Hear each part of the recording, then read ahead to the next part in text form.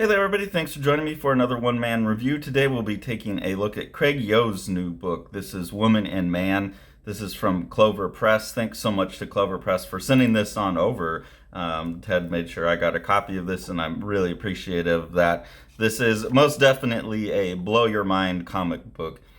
Craig Yo is a old warrior of the underground and has returned to comics with this pretty surreal supposedly autobiographical book here. And I just want to give you this is a new book that's coming out, so just give you a little short preview of the artwork in it and kind of the structure of the book. We've got this really fun, cool table of contents page here where we've got this, I would say, comfortably phallic looking structure here, but I like that it's all in these like glyphic kind of signs. It looks like some kind of rune or magical thing, but obviously given the energy of the book, given the energy on the cover, it's quite phallic.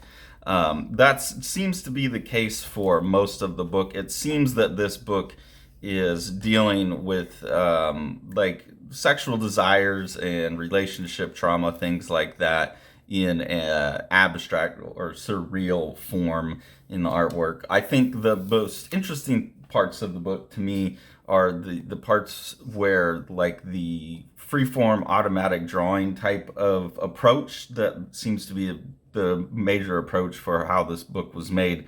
Opens up ideas for like strange interactions, formal interactions in comics. So like on this page here, where you've got the rabbit character running around the panels. I think that's a really interesting little formal trick there, going into the hole here and then underground, but also in and around. I think that's really fun. So having that like free form, you can see probably a little bit better on this page here, like what the majority of the book looks like. And that's why I say automatic drawing. It seems like it's just being made up as Craig Yo works on it. It feels like it's probably going straight to ink. I don't see any suggestion that there was pencil or anything like that in here. So it's a very much automatic drawing, free flow type of thing. And then, like, because of that, you can't expect so much of a story. It's more like these non sequitur jumps or formal jumps, like, oh, obviously he's in space, and then we're just following the flow of the pencil here. I think to Craig Yo, this probably all makes sense and was super revelatory. I think to anyone else, it's just going to be, interpretive, and you're going to be into it just for the fun of the interpretation. I liked here, this is another one of those things that you get when someone's just like winging it, or this is like the comic version of freestyling, I think, and you wind up with these kind of little fun pieces here. So recognizing that the female figure kind of takes on like an anchor form, then the X-Men and the Superman signs on there are pretty funny. Those are the kinds of things that you stumble into. You can't plan your way for it, and they feel disingenuous if you over plan it. So the freshness of the art in here is really fun. This is another one of those fun things here where you've got the panel borders piercing the balloon. I think that's a fun formal conceit. Also got like the bondage fish there. That's pretty funny. But again, you're getting a sense of like the content of the book. A lot of like sexual stuff, a lot of kind of body horror, scatological things like that.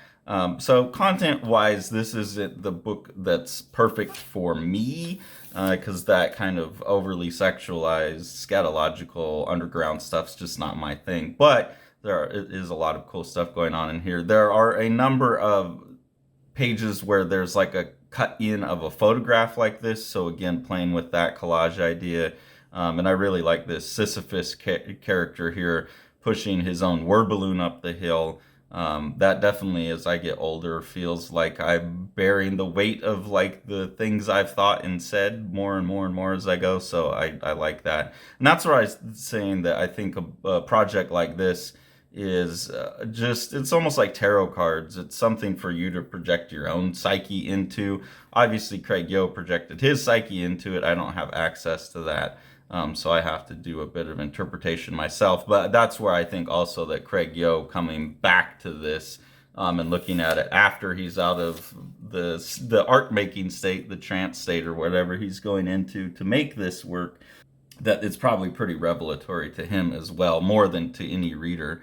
And then there's a page here where color pops up for just a second. And you get like these flames burning the page, and then you turn the page and you get another like spread here. And I think that one's particularly fun because it's like coming from the burnt. And then you have, again, this like panels intersecting kind of like with the word balloons, which is a trick that Craig's playing multiple times throughout the book. So what is the book about? I don't really know. It says that it's autobiographical, so I'm assuming that this is tipped in because of the color. That's fun. They just had to do like one color little piece here and tip it in. Oh, there's one other color page. Yeah, those are tipped in. That's fun. So yeah, it just seems like an artist delving into their own mind, and for that, it's fun. It's like looking at someone's sketchbook. As a fan of automatic drawing myself, as someone who really enjoys that mode of working, it's also fun to look at. But to me, that is like a mode of working that's fun, and it's less of a product to share with other people. So I just don't really know like what to make of a book like this. If it feels like communicating to oneself and then sharing it to others. And I guess if I got like extra high and went looking for messages, then I would probably have plenty to find here, but I don't have time for that, unfortunately. So yeah, if you want to scry a little bit, this would be a great book for scrying.